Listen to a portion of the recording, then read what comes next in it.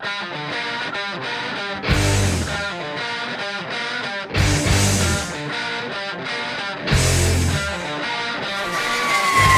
as a child from an alien planet and raised in a small prairie town, Rick Van Dyke moved to a bustling metropolis to seek his destiny. Armed with the amassed knowledge of movies, television, comic books, rock and roll, and bubblegum, Rick became a cartoonist, writer, movie maker, and now host of his own web show. Ladies and gentlemen, welcome to the Rick Van Dyke Show.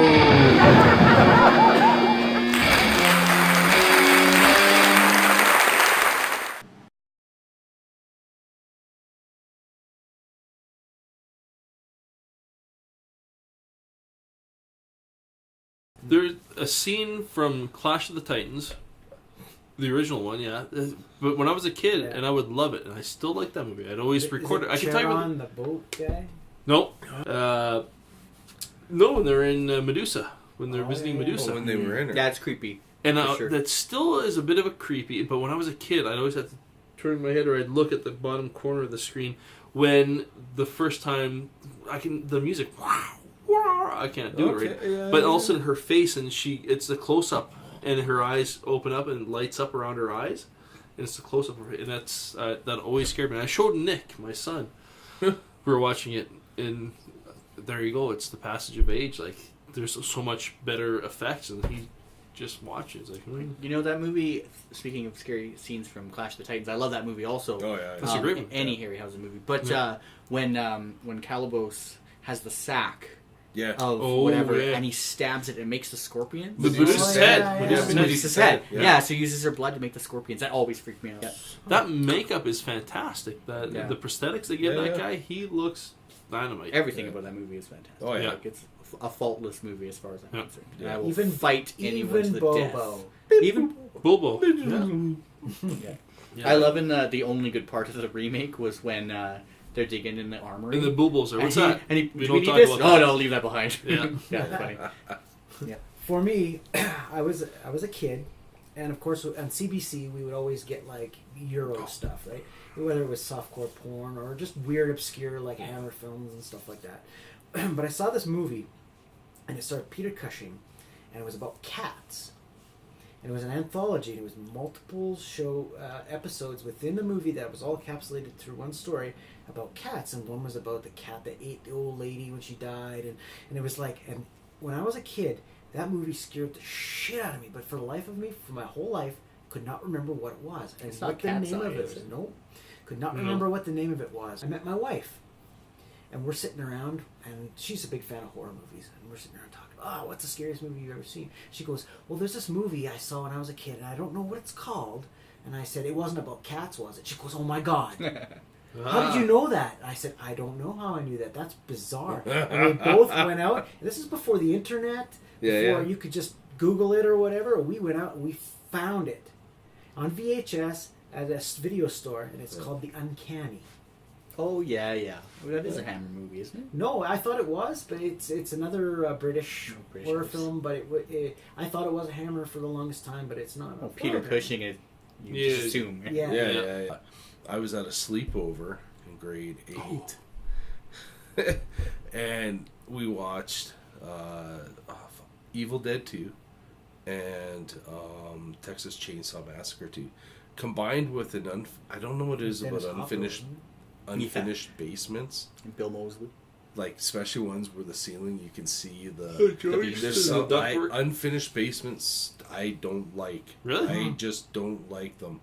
And combine that and these two movies, I was at a sleepover. I didn't sleep. I was up till everyone else. Basements reminded me of this one. Have you guys seen Tobe Hooper's Invaders from Mars? It's a remake of the 50s. Yeah, I did. That's the Texas Chainsaw Massacre. I think I owned it at one point on VHS. No, yeah, it's super great, but it's basically like aliens crash land and they come through people's basements and start taking over people's bodies or whatever. And the aliens are all designed by William Stout, who worked on Return of the Living Dead. He did the creature design for Tarman. He also did the design work, production design work for Masters of the Universe with Dolph Lundgren. He did... Skeletor looked great. Yeah. Yeah. Funny thing with Frank Langella's Skeletor, the reason his face is stark white is because they ran out of time and money to do the makeup. Oh, So really? he's wearing the prosthetic, but they never finished it. Oh, But geez. it still looks cool. Yeah. He also did creature design on Men in Black as well, William Stout. So anyway, Oh, okay. so Toby Hooper, who did Texas Chainsaw, Yeah. and William Stout working on this thing, and it has like a fairly recognizable lead, and I can't remember what his name is, but just the aliens coming up in the basement. That movie came out in, I don't know, 86 or 87, so I would have seen it when I was 9 or 10, and I was just fucking terrified of the basement. For years, I wouldn't go in. Don't go down there. Yeah, because of that movie. It was really, really scary. And then fun fact about that movie, the kid, when his parents, spoiler alert, 1986, guys, when his kid, the kid's parent disappears like over the hill because of the lights, and he comes back and he's all weird and you can tell that he's like an alien. The kid's like watching TV and he's watching Life Force, which is another Toby Hooper fucking amazing science fiction Yeah, movie. I like Life Force. Actually. Yeah, that's a great. You guys gotta watch it if you've never seen it. Yeah, Never heard of it. Yeah, Yeah. Life Space Force. vampires. Space vampires. Oh, okay. The best naked space vampire zombie movie you will ever watch. I guarantee you. Wow.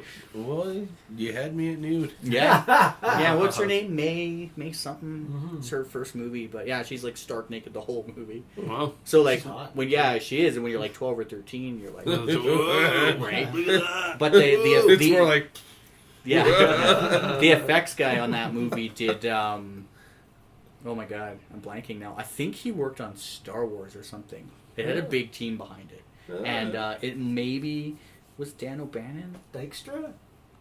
I can't remember. I I'd have think to. I think it was Dykstra, actually. Funny I was there could was be some mistaken. kind of international movie database that we could check, but I can't think of one, so we'll just move on. But yeah, check out. So we are Set allowed the to phones cheat. over here and Yeah, get allowed that to cheat. tablet. But yeah, I can't remember. The effects guy was big, so it was a big deal, and it's kind of cool to see those things. Yeah. It's the same like in Evil Dead 2, where he goes into the tool shed, the classic overdub, tool shed. Right? Yeah. And he doesn't say anything, but he goes in, and Freddy's glove is hanging above the door, right? Yeah. Oh, And that's yeah. because in the Nightmare on Elm Street, rookie mistake. Just before Johnny Depp gets killed, they're watching TV, and he's watching Evil Dead. the first Evil Dead, the original Evil Dead. Oh. Yeah, so they would all. There's always these neat little connections in horror movies by like the golden age of directors. Yeah. Yeah. Like Craven and Hooper and Raimi and all Yeah. those guys, right? They all like loved each other's work. You know, I feel that's lost now. There's no nods to anything in any of James Wan's Well, movies. the thing is, the general public nowadays just don't care. they don't care. They're just watching the movie. It's it's potato chips, right? It's just consumable pap. Yeah, it totally is consumable and forgettable. And that's the thing there. I haven't seen Babadook yet. That's supposed to be very I haven't scary. watched it actually. I've heard It both follows. That's good and it's bad. It follows. It It's Follows supposed to be was amazing. supposed oh to my be God. excellent. Yeah. That's like my friends are gonna pan me for this, but that's my 2015 movie really for sure. It follows. It follows. It's supposed to be an excellent horror It's movie. such a great concept, and it completely falls apart in the third act. But whatever, still a great concept. The thing with that movie, as a vinyl guy, you need to pick up the soundtrack by Disaster Piece. It's one of those movies, like we were talking about The Keep earlier with the Tangerine Dream score, where it really drives the action. The music in It Follows is as an important character as the lead. It really kind of acts on its own and really drives the movie forward and creates the mood in such a way that film music hasn't done in a really long time. Like I got out of that movie and my friends were with me and I was like, fuck, that music was amazing. Like it was like a character in itself. And Wow. it's awesome. It's about sexually transmitted demons. It's a great Yeah, movie. that's right. And, Yeah. and they just walk slowly towards you to Yeah, find forever. the victim. Yeah. They'll just keep walking towards And you. if you have sex with somebody else, you transfer the demon. Yeah. And it's you should, But it's on Netflix right now, guys. It sounds like it's not even that scary because it's just slow walking. It's But the way they tense. do it, it's a very stressful movie. Have you seen House of the Devil?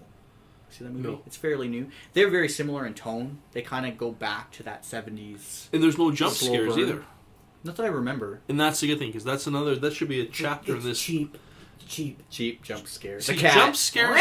Yeah. Yeah, or the bird or the cliff, right?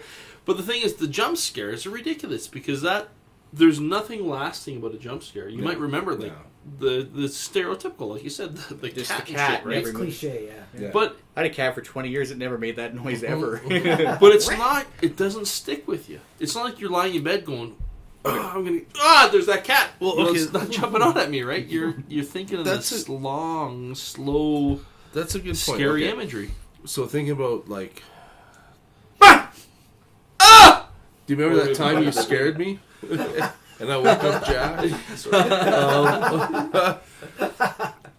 No, I was thinking about this, and we were talking about because we were, like lasting effects and this and that. But okay, not a horror movie, but I couldn't sleep one night. I don't know. It was a Sunday night. Kids. Well, maybe it was a kid at this time. I don't know if Will. No, Will wasn't born at this time. So, okay, kids asleep. Let's watch a movie. We watched Apocalyptica. I love that movie. A fantastic Mel Gibson movie. one? But I didn't realize. I didn't know it was 3 hours long, and it was intense. Oh, And yeah. we went to bed that night. This is why I don't watch the news or 60 Minutes before bed. Went to bed. And I just had visions, like, I don't know if it was like one of those like half asleep daymares or whatever, but at the, when they come into the village, they, everyone's sleeping, it's early morning, and their own people, from the capital, come sneaking in, and they, It's terrifying. fuck it. I had that, and I couldn't sleep all night. I just had visions of them coming in. It It's was effective. As much as everyone gives Mel Gibson grief, and as much as he's blacklisted in Hollywood Yeah. due to his personal beliefs, He was I have to say, good filmmaker. not only is he a great actor, but even more so a fantastic director. Yeah. Crimson Peak. I was going to say, speaking of subtitles, Pan's Labyrinth was a great movie. Yeah. That was a good horror movie. Oh, But the wine Crimson bottle. Crimson Peak? Crimson Peak's the new one. Yeah, that That's just the came out. Guillermo- Anybody seen that No, one? That's no. Guillermo del Toro stuff. I have. Any good? It's okay. It's Not familiar. it's Victorian horror. Yeah, Yeah. it's a Hammer ghost story. Yeah. Basically. I mean, to be honest, it was all right. I didn't hate it. I didn't love it. It was just kind of like, okay. I thought Women in Black. Women in Black? was more effective. Woman in Black was effective. There's I a lot of enjoyed that. scary. There's The end, Just that eerie, end eerie. was when she jumps out. It was like you just undermined the whole movie, though. Like Yeah. it was like taking a piss on something that was really nice. I don't know. It was like, what? You didn't need to do that. Myself being a little older, and my exposure to horror films having a little bit of an older taste. The tail end of the 70s into the 80s, like you said, the slow burn horror. Mm-hmm. I'm a fan of some of the B movie horror films, such as Me too, yeah. the Hills Have Eyes. Okay, so Wes Craven. all right. Yes. So a Michael Berryman. fan of the original, and when I heard they were doing a remake, I was like, oh, I gotta see this, because then it won't be so cheap and low budget. It'll have some new effects and everything like that. But it really felt like they just kept pushing it too far. Yeah. They're pushing it too far. It was gratuitous and not required and not as effective. And honestly, it kind of made me feel sick to my stomach. And after about 3/4 of the time, I turned it off. Turn it off, yeah. that was the remake. Yeah. Yeah. It does go too far, and all of these movies go too far. The Texas Chainsaw remake, Yeah. which I thought was fairly well It done. wasn't bad. It goes way too far. Think of Rob Zombie's Halloweens. I love those movies. Mm. I prefer them over the Carpenter stuff. I'm a fan of Carpenter. I love and John Carpenter. and I appreciate his movies. But I understand why his movies were, the zombie movies were made the way they're made. Yep. Because a modern audience doesn't want Halloween. Halloween's an incredibly slow movie. Nothing really happens. I think it's the way that fantastic and people are now. brilliant that the Shape, Michael Myers, is just always in the background. And it's like this looming presence of nonsensical evil. Like, he just is evil for the sake of being evil, and he's always looming there, and it's great. Only 3 people get killed in that movie. And actually, isn't there no blood in it as well, or something? There's some. It's like a little, but so it's a brilliant movie, and I watched it again recently because Halloween was just passed, and I rewatched up to 6, which is the fucking worst one in the whole series. That's the one with the guy who plays Ant-Man. Oh, Paul Rudd. Paul Rudd is in Halloween 6, and Really? yeah, Michael Myers lives in a convent of a cult and just hangs out until Halloween where he kills. It's fucking retarded. The castle lights are growing dim. There's no one left but me and him. When next we meet on the Rick Van Dyke Show, don't come alone.